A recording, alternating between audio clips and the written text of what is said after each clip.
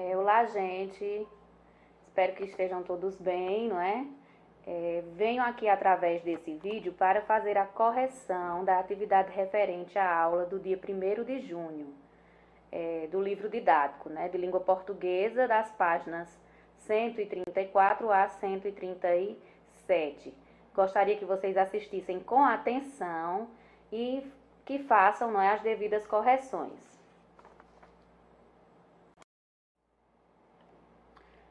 Então, vamos trabalhar o que é semântica nessa atividade, né? Nessa aula de hoje. E seguindo aí os temas dentro da semântica, que são ambiguidade e polissemia. Vocês têm essa imagem. Na primeira questão, não é? Do livro, ele traz essa imagem aí, que eu coloquei no slide.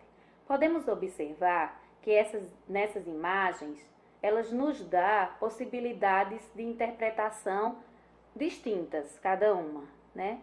Então, cada imagem dessa nos dá aí duas possibilidades de interpretação. O que essas imagens têm a ver com a semântica? Então, para a gente responder essa pergunta, o que é semântica e por que essas imagens estão aí, primeiro a gente vai ter que analisar cada uma delas e fazer as nossas interpretações, não é isso? Então, na primeira imagem, vocês podem ver que a gente pode analisar aí de primeiro, né, que tem uma jovem com uma pena na cabeça, um casaco, o rosto virado aí para o lado, não é? Mas também pode-se observar uma senhora bem cabisbaixa. Você pode observar aí que o colar da jovem é a boca da senhora, né? Já na segunda, você tem aí um cálice na parte branca ou um jarro. E também você pode observar dois perfis, né? Dois rostos. Já na terceira imagem, vocês têm o quê? O que é que vocês podem observar? O que é que vocês observaram? Eu observei um homem tocando um saxofone, né? E também pude observar o rosto de uma mulher. Mas o que é que essas imagens, como eu já fiz a pergunta para vocês, têm a ver com a semântica? Pois bem, elas têm a finalidade de chamar a atenção para o ponto de vista do leitor e para as várias interpretações. Ou seja, é um campo, essa semântica, ela é um campo de estudo que estuda exatamente o sentido e o significado da língua, a partir do ponto de vista do leitor, não é isso? Então, a semântica nada mais é do que o sentido, o estudo do significado. Ok? Vamos dar continuidade. Então, observem aí, né, que na primeira questão, ele diz, discuta com os colegas e o professor o que as imagens retratam. É justamente o que a gente falou no slide aí anterior, né? Na imagem anterior. Que na uma jovem com um casaco de pena na cabeça ou uma senhora cabisbaixa, né? De perfil. Na 2, um cálice ou dois perfis. E na 3, um homem tocando um saxofone ou um rosto. E aí chamar a atenção de vocês para esse ponto, né? Que o ponto de vista do leitor é um dos fatores essenciais para a construção de leituras e interpretações de texto. Segunda questão, né? Ele traz aí um adesivo de uma escola de natação, que diz o seguinte: eu nado e você nada? Olha só, essa palavrinha nada aí, como ela traz essa dupla, né, interpretação. E aí vamos analisar as questões.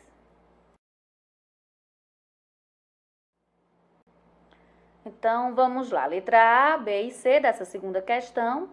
E na letra A ele diz o seguinte: é possível considerar que nesse contexto há ao menos dois significados para o termo nada. Quais são eles? E aí está a resposta. Uma forma do verbo nadar, que seria aí o primeiro sentido desse, né? Uma forma do verbo nadar, você também nada. Então, e a outra seria o pronome indefinido nada. Você não faz nada. Então, a palavrinha nada aí, ela tem um duplo sentido, não é isso? E na letra B, ele diz o seguinte: esse duplo sentido, chamado ambiguidade, é prejudicial para a compreensão do enunciado? E aí a resposta será não. Não é prejudicial, né? A compreensão. E aí eu explico a vocês o seguinte: na ambiguidade, ela tanto pode ser proposital como não proposital. Quando não é proposital, pode se chamar aí de um ato falho, né? Aconteceu por um descuido na escrita ou na fala de alguém. Mas quando essa ambiguidade ela é proposital, ela é feita de forma proposital, ela tem como objetivo de chamar a atenção do leitor. E na letra C, é justamente isso que a gente está falando. Olha só, levanta hipóteses. Qual é a função da ambiguidade nesse texto? Então, a ambiguidade aí nesse texto, ela não é um deslize.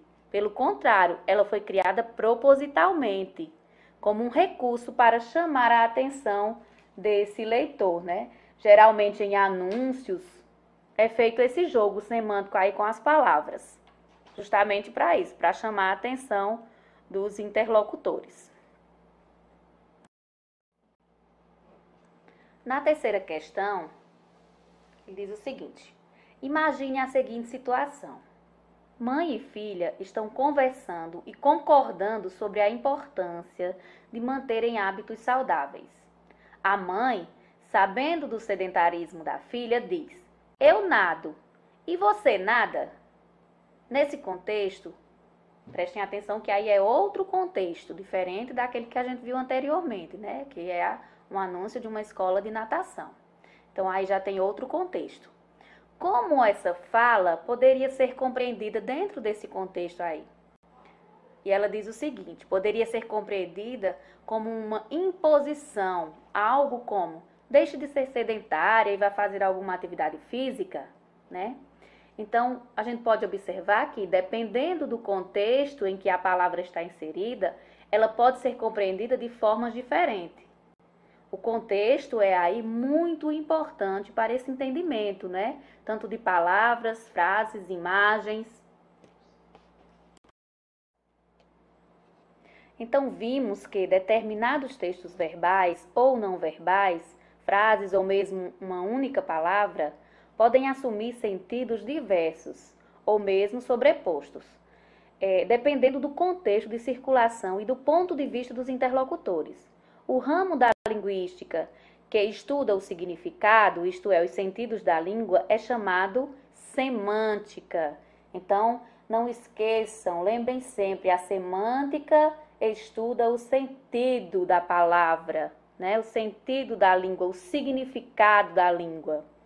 E aí, é só fazer essa relação de palavras aí para vocês não esquecerem. Semântica, sentido, né? Lembrei sentido, eu lembro de semântica, ok? Então, vamos ver aí, né, dois processos de construção de sentido, não é, dentro desse campo da semântica, que é a ambiguidade e polissemia. Ambiguidade é a duplicidade de sentido apresentada por alguns textos. O texto eu nado e você nada é um exemplo, né, de emprego dessa ambiguidade. É comum, em alguns textos, a ambiguidade ser utilizada como um recurso para chamar a atenção dos interlocutores ou para criar um efeito de humor. Como eu falei para vocês, né, ela pode sim ser proposital ou não. Vamos ver essa imagem.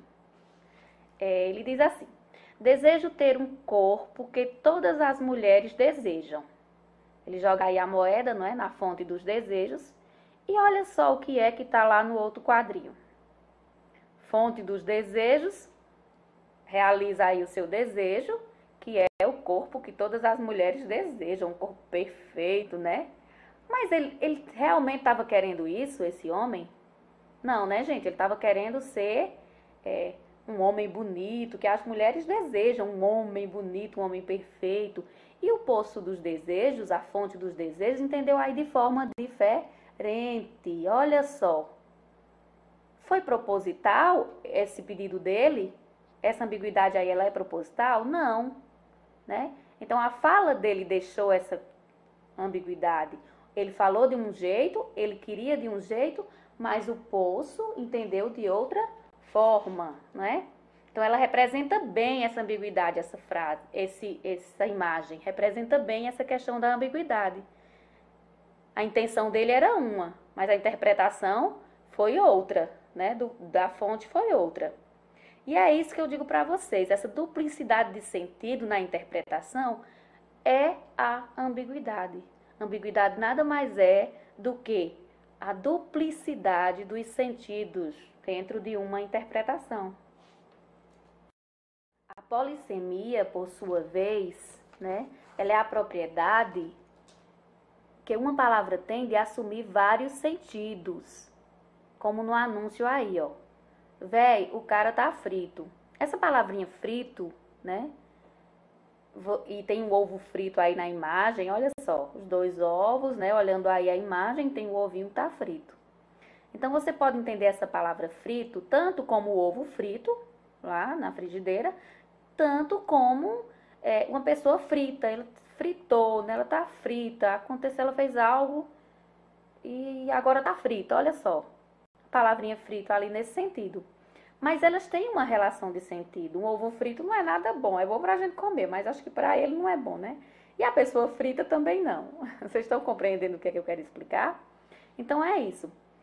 Essa polissemia é justamente essa propriedade que a palavra tem de assumir vários sentidos. A palavra, certo? Então ela é muito confundida, existe aí uma confusão da polissemia com a homonímia, né? Por exemplo, manga. Palavrinha manga. Manga, ela pode ser manga de camisa ou manga, uma fruta, não é isso? Vocês podem notar que entre a manga da camisa e a manga fruta não tem relação de sentido nenhum, elas nem se parecem, não tem uma relação de sentido entre as duas. Então, elas são palavras homônimas. Elas têm a mesma grafia, mas elas têm significado, sentidos totalmente diferentes. Né? Isso não existe essa relação de sentido entre essas palavras.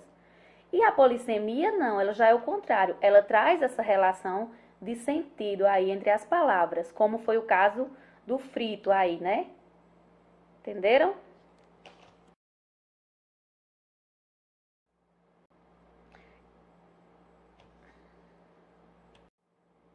Então, temos aqui na página 137, não é?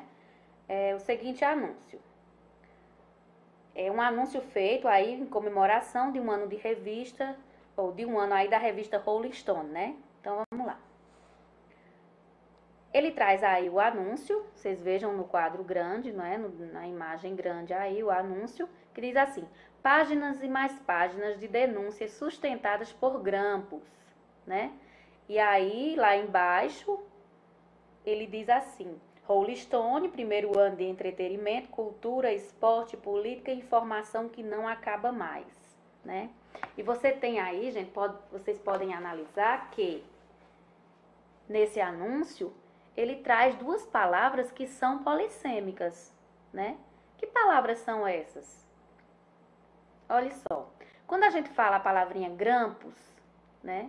Se vocês puderem observar, ele traz a palavra grampos, ele traz a palavra denúncia. Grampo, tanto pode ser o grampo de uma ligação aí, não é? Que foi feita essas denúncias a partir dessa ligação, desse grampo aí feito nos telefones de determinados suspeitos, né? Políticos, não sei. E também você tem os grampos que prendem aí cada página da revista, ó. Páginas e mais páginas sustentadas por grampos. Então, poderia estar se referindo às páginas dessa revista também. Então, foi um joguinho de palavras feito para chamar realmente a atenção do interlocutor, não é? Para esse anúncio. Vejam só, a palavra sustentadas também, ela traz esse duplo sentido, né? Então, sustentadas aí por grampos poderia ser o quê? A página da revista, que é realmente sustentada, presa por grampos, não é? Ou também ela pode ter o sentido aí de fundamentadas. Então, sustentadas, ou seja, as denúncias foram fundamentadas por grampos telefônicos. Olha só. E aí, nessa primeira questão, temos o seguinte: o enunciado principal do anúncio é ambíguo, né? Ele já está afirmando que é ambíguo. Quais palavras são polissêmicas nesse contexto? Então, as duas palavrinhas são o quê? Sustentadas e grampos, como eu já falei para vocês, né? São as duas palavras que traz esse duplo sentido, essa polissemia.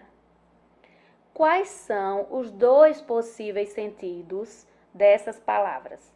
A palavra sustentadas pode ter sentido de fixa, né? Fixadas, seguras, ou sentido de fundamentadas, ou seja, aquelas denúncias, elas foram fundamentadas em grampos, em ligações grampeadas aí, não é? E também a gente tem grampos, que pode ter sentido de grampo, de prender folhas da revista, ou de dispositivo de escuta telefônica, muito usado em investigações.